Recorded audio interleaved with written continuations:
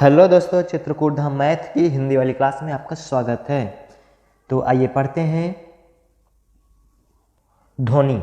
ठीक, ध्वनि कितने प्रकार की होती है। अच्छा, हमने वर्ड एवं वर्णमाला का जो है पूरा टॉपिक कंप्लीट कर दिया है। इसमें थोड़ा सा बचा था ध्वनि। ठीक है, ध्वनि कितने प्रकार की होती है इसको थोड़ा सा करना है। तो ध्वनि हेडिंग हम लगाएंगे ध्वनि।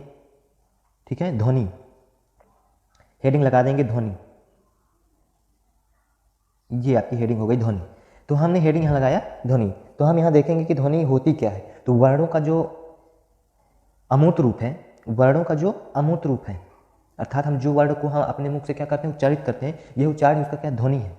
ठीक है, तो वर्णों का अमूर्त रूप ध्वनि होता है और ध्वनि का मूर्त रूप वर्ण होता है। ये पहले ही बता दिए थे। ठीक है, तो यहाँ पर हम यदि ध्वनि की डिफिनीशन लिखें तो हम ये लिख सकते हैं कि वर्णों का अमूर्त रूप, अमूर्त का मतलब जो दिखाई न पड़े, अमूर्त रूप ध्वनि कहलाता है। ध्वनि कहलाता है। ठीक, जैसे हम जब मुंह से बोल रहे हैं, आवाज निकाल रहे हैं, ये आवाज ही तो ध्वनि है। ठीक, तो अब यहां हम लिखते हैं कि ध्वनि के प्रकार। ठीक, ध्वनि के प्रकार। तो यहां हम ध्वनि के प्रकार लिखेंगे। ध्वनि दो प्रकार की होती है। ठीक, ध्वनि दो प्रकार की होती है। ठीक, पहला और दूसरा। ठीक, पहला और दूसरा। तो ध्वनि आपकी दो प्रकार की होती है। तो पहला है मात्रा के आधार पर,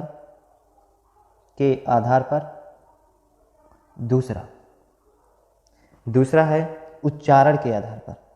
उच्चारण के आधार पर। ठीक, ध्वनि कितने प्रकार की, मात्रा के आधार पर, दूसरा उच्चारण के आधार पर। तो मात्रा और उच्चारण के आधार पर ध्वनि दो प्रकार, मतलब ध्वनि दो प्रकार की, मात्रा और उच्चारण। अब मात्रा के आधार पर ध्वनि देखते हैं। आइए हेडिंग हम लगाएंगे मात्रा के आधार पर ध्वनि के प्रकार। मात्रा के आधार पर ध्वनि के प्रकार। ठीक है, ध्वनि के प्रकार या भेद।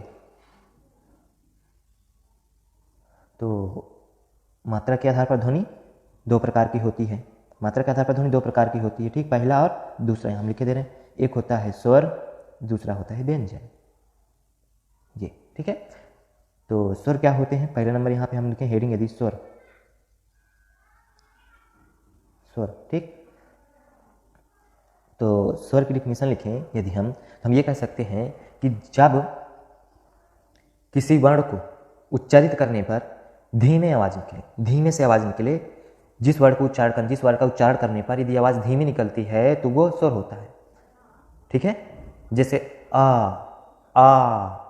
ठीक, धीमी आवाज निकलेगी इसमें। यदि हम व्यंजन की बात करें कि व्यंजन जो है, व्यंजन में ध्वनि कैसे निकलेगी, तो व्यंजन में से हम का बोलेंगे तो का में स्वर के सहारे बोले जाते हैं व्यंजन। ठीक है, और स्वर किसी की सहायता नहीं लेते। स्वर जो है किसी की सहायता नहीं लेते, स्वयं से उच्चारित होते हैं। लेकिन जो व्यंजन है वो स्वर के सहारे बोले जाते। तो और तेजी से आवाज निकलेगी, का, जैसे का तेजी से निकलेगी। आप बोल के देख लेंगे। ठीक है, तो हम यहाँ पे डिफिनीशन यदि लिखें स्वर की तो हम लिख सकते हैं जिन वर्णों के उच्चारण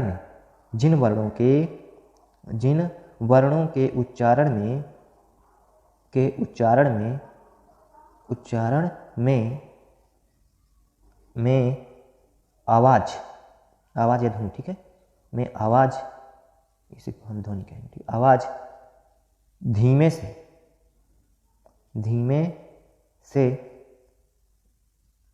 निकलती है,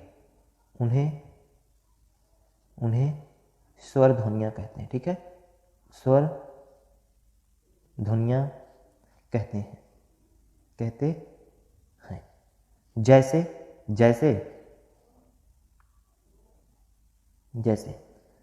आ, ई, ऊ, री, ए, ओ, आओ। ठीक, ये आपकी स्वर ध्वनि है। ठीक है, चलिए अब बात करते हैं व्यंजन ध्वनियों की। व्यंजन ध्वनियों की। ठीक है, व्यंजन ध्वनियाँ। ठीक है, व्यंजन ध्वनि। तो हम यहाँ कह सकते हैं कि जिन वर्णों के उच्चारण में ध्वनि या आवाज़ तेजी से निकलती है तो उन्हें हम व्यंजन ध्वनियाँ कहते हैं। तो यहाँ लिख देते हैं, जिन वर्णों के उच्चारण में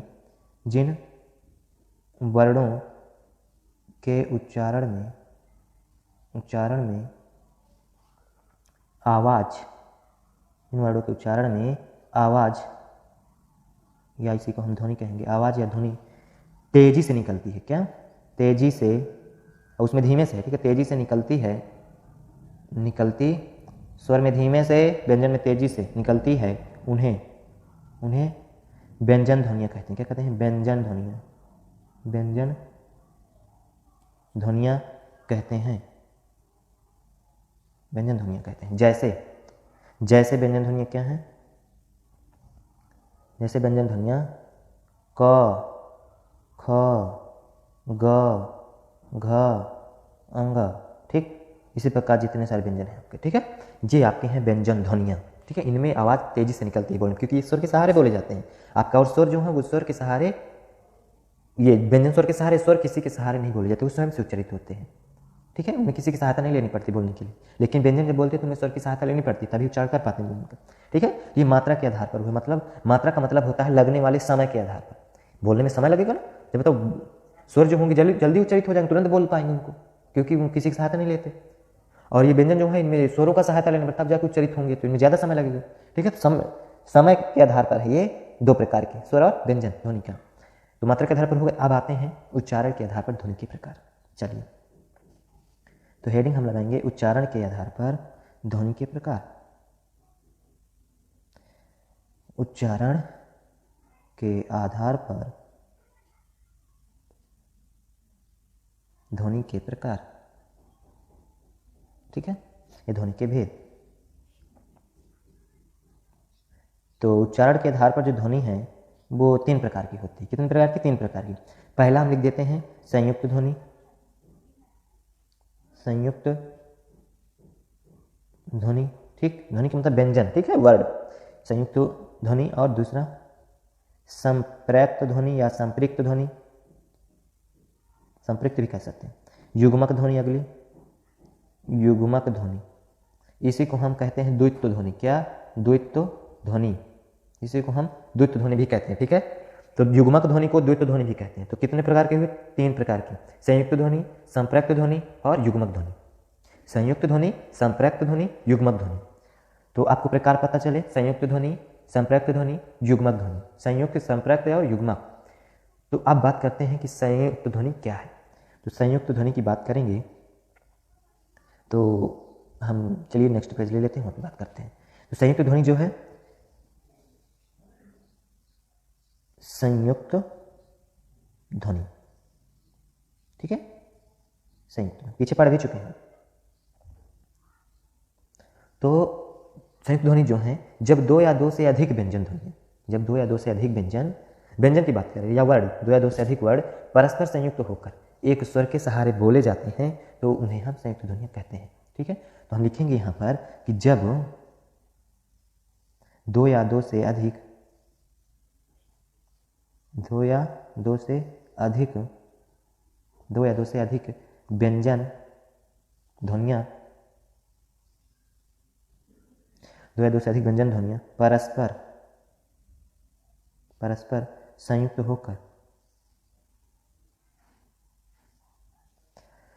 होकर एक स्वर के सहारे बोले जाते हैं, बोली जाती है,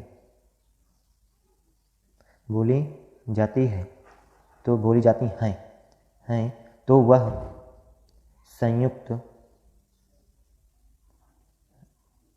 ध्वनियाँ कहलाती, तो वह या वे संयुक्त ध्वनियाँ कहलाती, तो वे संयुक्त ध्वनियाँ, वे कर देते हैं, ठीक है, वे यहाँ कर देते हैं ये, ठीक है। तो वे संयुक्त ध्वनियाँ कहलाती हैं, संयुक्त ध्वनियाँ कहलाती हैं, ठीक।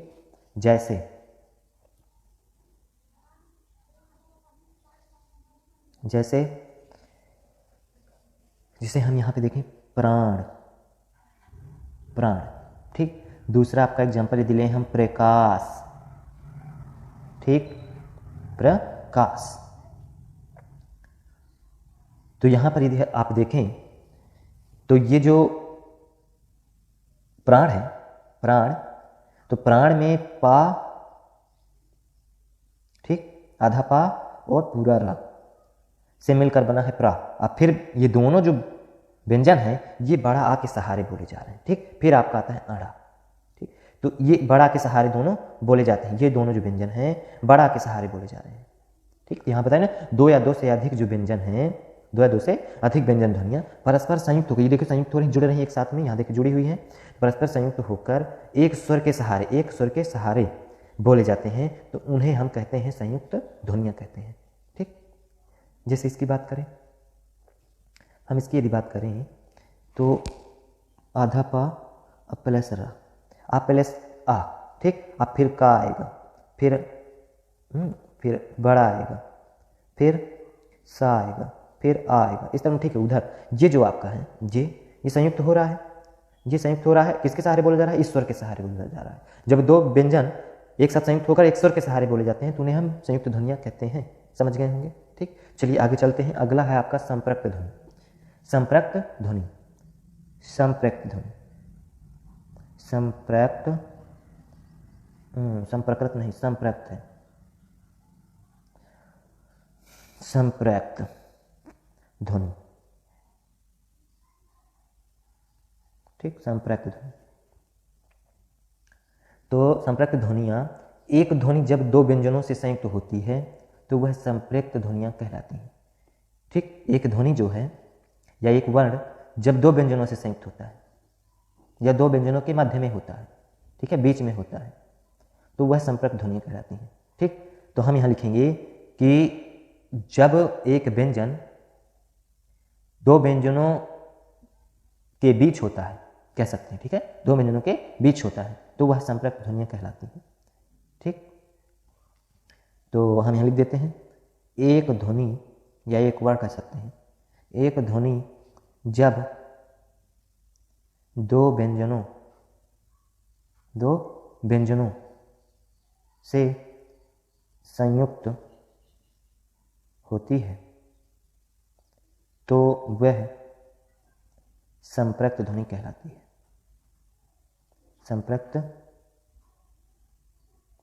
ध्वनियाँ या संप्रक्त, वह संप्रक्त, वे संप्रक्त ध्वनियाँ कहलाती हैं, ठीक है, कहलाती हैं ये, ठीक। जैसे में आप समझ जाएंगे, ठीक है। जैसे हम कह सकते हैं संबल, संबल, ठीक। तो संबल जो है, ये जो माँ है, ये दो व्यंजनों के बीच में है, दो व्यंजनों के बीच में है, दो व्यंजनों के बीच में संयुक्त हो रहा है, जुड़ रहा है, ठीक है। जब दो व्यंजनों के बीच में संयुक्त हो या जुड़े तो ऐसी जो ध्वनियाँ होंगी, ऐसे वर्ड होंगे तो वो होंगे संप्रक्त ध्वनियों के। जैसे दूसरा हम यदि बात करें, जैसे हम यहाँ इसको थोड़ा डिस्कस यदि करें तो हम कह सकते हैं कि सा और ये माँ के बीच, माँ है ना जुड़ रहा है बा में, ये वाला जो माँ है वो संयुक्त तो हो रहा है और दो व्यंजनों के बीच में है, इसलिए संप्रक्त ध्वनियाँ, ठीक, संबल। तो अब यहाँ दूसरा एग्जाम्पल हम यदि लें तो हम कह सकते हैं सत्य। सत्य आपको देख लें, सत्य भी का जो है दो व्यंजनों के बीच में जुड़ रहा है तो ये संप्रक्त ध्वनि है। जैसे हम मध्य की बात करें, माँ और या के बीच में धा जुड़ रहा है, ठीक है। जो हमारा सब्जेक्ट है उसकी बात करें यदि हम, एक वर्ड है हिंदी, हिंदी में जो ना है वो दो व्यंजनों के बीच संयुक्त हो रहा है, इसलिए क्या है? संप्रक्त ध्वनि, ठीक है, संप्रक्त ध्वनि है। तो आप समझ गए होंगे संप्रक्त ध्वनियाँ क्या है, ठीक है। चलिए चलते हैं अगला। अगला है जो वो है युग्मक ध्वनि। कौन सी? युग्मक ध्वनियाँ, युग्मक ध्वनियाँ। तो युग्मक ध्वनि में हम यदि बात करें, कह सकते हैं कि एक ही ध्वनि जब डबल बार आ जाए या एक ही वर्ड जब डबल बार आ जाए तो उन्हें हम युग्मक ध्वनियाँ कहते हैं, ठीक है। तो लिख सकते हैं कि एक ही वर्ड या एक ही ध्वनि, एक ही वर्ड, एक ही वर्ड, वर्ण का मतलब यहाँ लिख देंगे ध्वनि, ठीक है। एक ही वर्ड का जब द्वित्व, द्वित्व का मतलब बता रहे हैं, द्वित्व का मतलब होता है डबल, ठीक है, डबल या दो बार, ठीक है, डबल या द्वित्व हो जाए, द्वित्व हो जाए तो यह या वे युग्मक ध्वनियाँ कहलाती हैं। कौन सी? युग्मक ध्वनियाँ कहलाती हैं, कहलाती हैं, ठीक है। तो ये क्या कहलाती हैं? युग्मक ध्वनियाँ कहलाती हैं, युग्मक ध्वनि। जैसे हम बात करें, जैसे हम कहेंगे, आपको समझ आ जाएगा, प्रफुल्ल, प्रफुल्ल, ठीक। तो इसमें जो ला है 2 बार यूज हो रहे हैं, 2 बार यूज हो रहे हैं, ठीक है। इसलिए क्या है, युग्मक ध्वनि है। द्वित्व हो रहा है ला का, डबल बार आ रहा है, द्वित्व का मतलब डबल, डबल बार आ रहा है, इसलिए क्या है, आपकी युग्मक ध्वनि है। जैसे दूसरा एग्जाम्पल लें, कह सकते हैं दिल्ली, दिल्ली भी आपका क्या है, युग्मक ध्वनि है, ठीक है। दिक्कत 2 बार का आ रहा है, दिक्कत में, देखिए युग्मक ध्वनि है। जैसे उज्ज्वल, उज्ज्वल, देखिए उज्ज्वल में जा 2 बार आ रहा है, इसलिए क्या है, युग्मक ध्वनि है, ठीक है। तो आज सब समझ गए होंगे, ठीक। तो ये आपकी सब क्या है, युग्मक ध्वनियाँ हैं, ठीक। तो आपको समझ आ गया होगा। एक बार और समझ लेते हैं कि जो आपकी संयुक्त ध्वनि है, संयुक्त ध्वनि में 2 या 2 से अधिक वर्ण परस्पर क्या होंगे, जुड़ेंगे, ठीक है। तो वो जो 2 वर्ण जुड़ेंगे, 2 व्यंजन जुड़ेंगे, ध्वनियाँ 2, तो वो दोनों व्यंजन जुड़ने के बाद एक स्वर का लोप होगा, एक स्वर के सहारे बोले जाएंगे ये, ठीक है। जब 2 व्यंजन ध्वनियाँ संयुक्त होकर एक स्वर के सहारे बोली जाती हैं तो उन्हें हम संयुक्त ध्वनियाँ कहते हैं, ठीक। संपर्क ध्वनियाँ, जब एक वर्ण 2 व्यंजन ध्वनियों के बीच होता है, मतलब एक आधा वर्ण 2 व्यंजन ध्वनियों के बीच संयुक्त होता है तो उन्हें हम कहते हैं संपर्क ध्वनि। समझ गए होंगे। युग्मक ध्वनि, जब एक वर्ण 2 बार आ जाए, डबल बार आ जाए, मतलब डबल बार का द्वित्व हो जाए, ठीक है, द्वित्व हो जाए तो वह से युग्मक ध्वनियाँ कहलाएंगी। वो ध्वनियाँ कौन सी होंगी, युग्मक ध्वनियाँ होंगी, ठीक है। जैसे हम यदि इसमें और बात करें, यहाँ पर हम संयुक्त ध्वनि में यदि बात करें, हाँ चलिए बात करते हैं हम यहाँ पर। यदि तो संयुक्त ध्वनि में हम कहें यदि कि जो छा है, छा, ठीक, ये छा जो है आपकी संयुक्त ध्वनि है, छा छात्री ओनली, संयुक्त ध्वनि, संयुक्त वर्ण है, पीछे पढ़ भी चुके हैं। ये बनता है आधा का प्लस पूरा खा से मिलकर, ठीक। इस खा में आ है, ठीक है। तो का 2 व्यंजन ध्वनियाँ जब एक स्वर के सहारे बोली जाती हैं, इसमें क्या है, आधा इसे कर दें तो आ मिल जाएगा। तो जब 2 व्यंजन ध्वनियाँ एक स्वर के सहारे बोली जाती हैं तो क्या होंगी, संयुक्त ध्वनियाँ होंगी। तो संयुक्त ध्वनि है छा, ये छा है, त्रा है, ज्ञ है और सरा है, ये चारों के चारों जो संयुक्त वर्ण है ये सब क्या है, व्यंजन ध्वनियाँ हैं, ठीक है, समझ गए होंगे। तो चलिए ये टॉपिक यहीं पे एंड करते हैं। आपको समझ आया होगा, मुझे आशा है कि आप सही से समझ पाए होंगे, ठीक है। तो चलिए अगली क्लास पे वर्ण एवं वर्णमाला के क्वेश्चन करेंगे, ठीक है, क्वेश्चन, ठीक। तो एंड करते हैं क्लास। ओके, थैंक यू, जय हिंद, जय भारत।